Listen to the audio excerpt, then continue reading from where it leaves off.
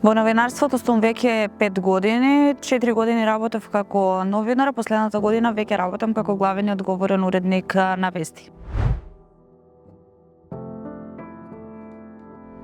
Има доста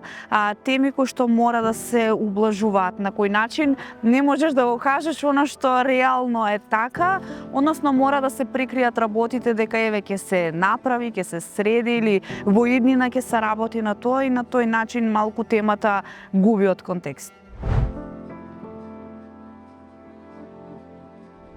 Се знаеме сите и тоа е тука најголемиот проблем.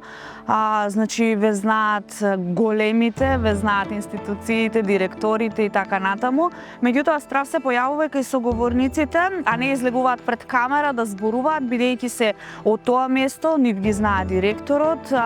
потоа ќе изгубат работа, потоа нема да можат да направат нешто за себе, за своето семејство и во тој контекст проблемот останува до тука до кај што е и се решава, еве не знам, по случајен избор, ако се реши, реши, ако не, тоа е. Најтешко соработуваат оние институции, еве ќе речем институции кои што се под Скопје, меѓутоа имаат своји канцеларии подрачни овде во Штип, ако станува збор за некое министерство за земјоделство, не знам, министерство за здравство и така натаму, и со нив најтешко се соработува, бидејќи кога и да побараме одговор или изјава, не упатуваат во Скопје, бидејќи тие не се едноставно надлежни за тоа да даваат одговори на нашите прашања.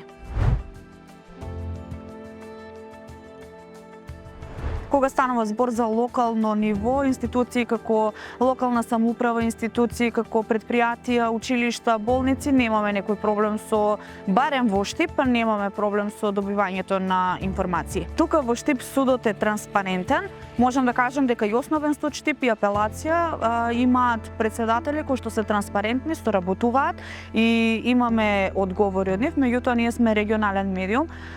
И кога зборуваме за Кочани, за Делчево, значи таму се многу потешко достапни за соработка и за да нели можеме да добиеме некој одговор од нивна страна.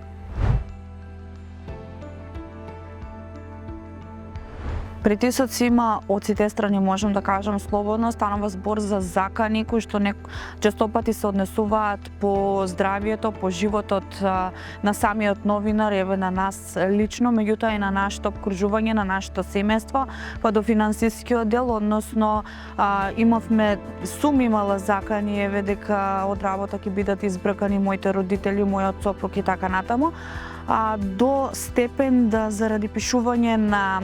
разни теми, обработка на разни теми на телевизија,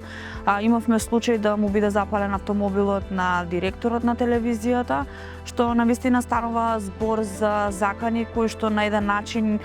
еве големите луѓе се обидуваат да ги замолчат новинарите на локално и регионално ниво. Но на пример кога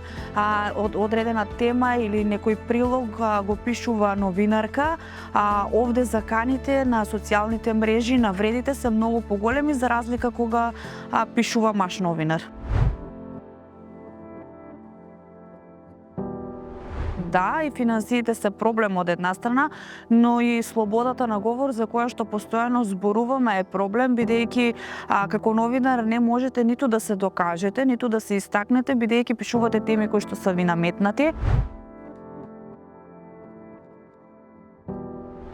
За да работат новинарство, пред се треба да бидат доста упорни, многу храбри, за да можат да влезат во една таква професија и да можат да работат без притоа притисоците, заканите и така натаму да влијаат врз нивниот живот и врз животот на нивните блиски.